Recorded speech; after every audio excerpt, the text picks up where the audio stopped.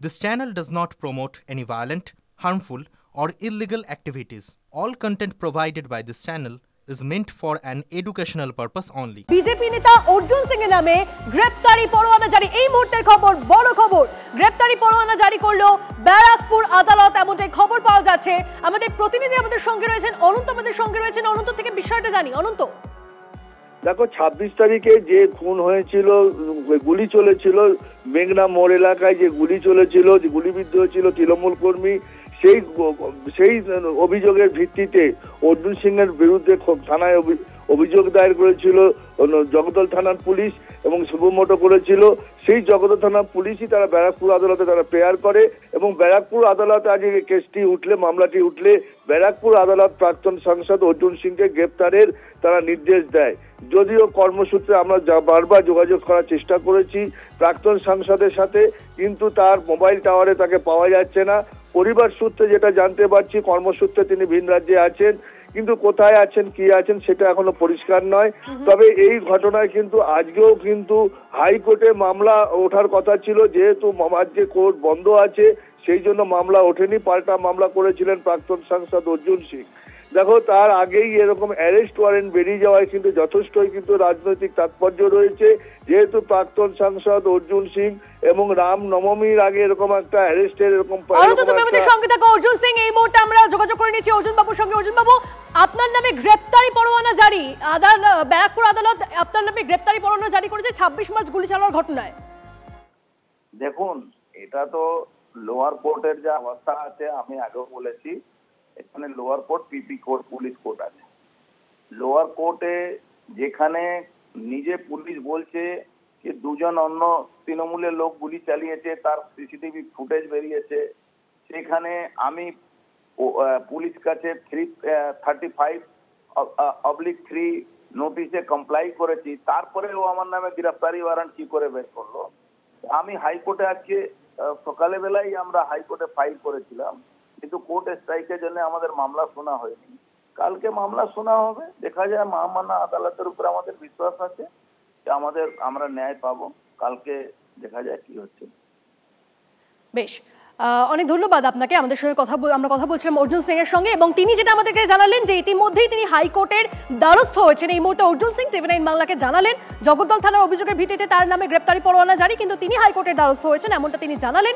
এই নিয়ে আমরা কথা বলেছিলাম কুণাল ঘোষের সঙ্গে, তিনি এই নিয়ে কি ঠিক জানিয়েছেন শোনাবো আপনাদের।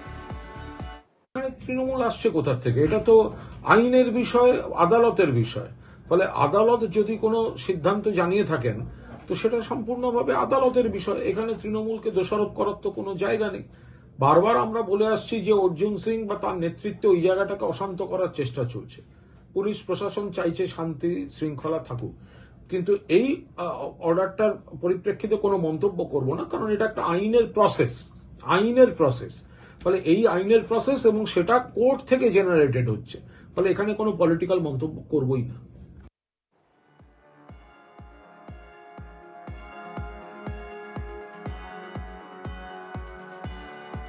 পরে খবরে আসি, নদী থেকে মিলল কার্তুজ।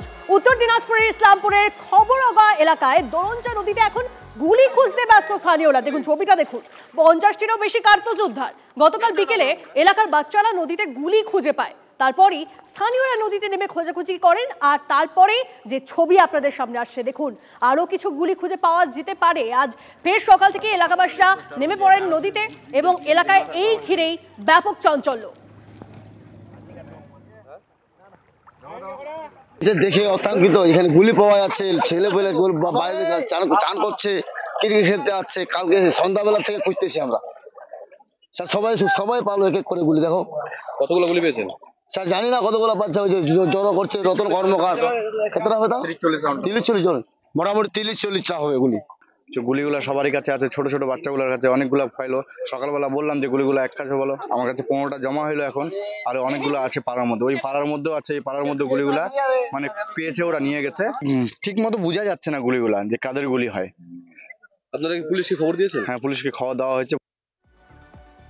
পশ্চিম মেদিনীপুরে ধর্মগুরুর উপর দুষ্কৃতী হামলা, সরব বিজেপি।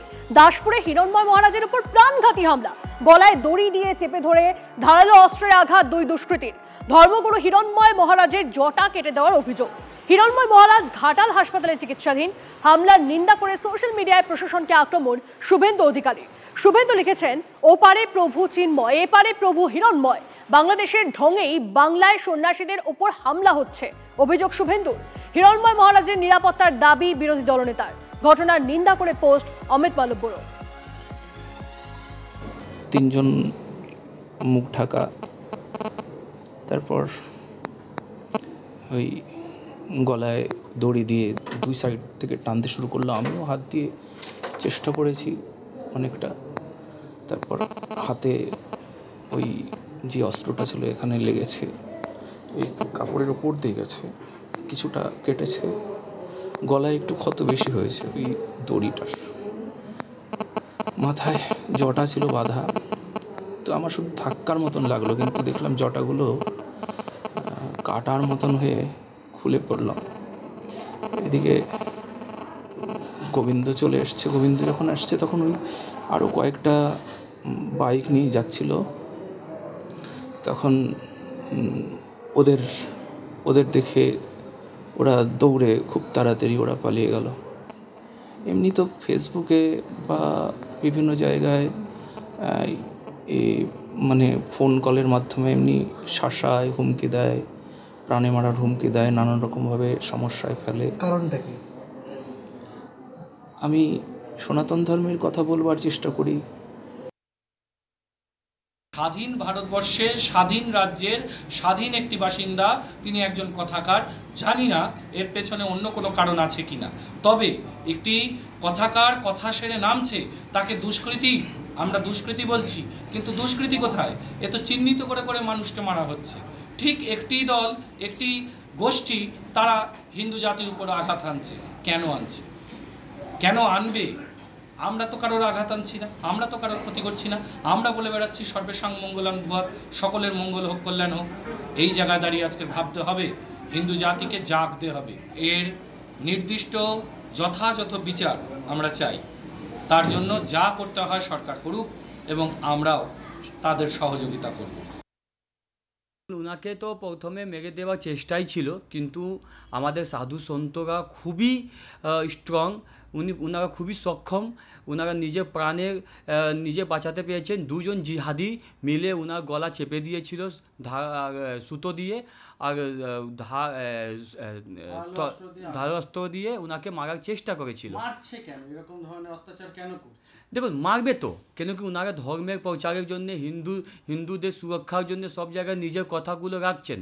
সেটা জিহাদিদেরকে কোনো দিন এটা নিতে পারছে না। ওনার জটা কেটে দেওয়া হয়েছে, তার মানে এখানে মেন্টালিটি একদম ক্লিয়ার আছে কি সাধু সন্তকে টার্গেট করার, ওনার ধর্ম নিয়ে, ওনার পুজো পাঠ নিয়ে সেটা আঘাত করার। তো এটা হিন্দু সমাজ, সাধু সন্ত সমাজ কোনোদিন মেনে নেবে না।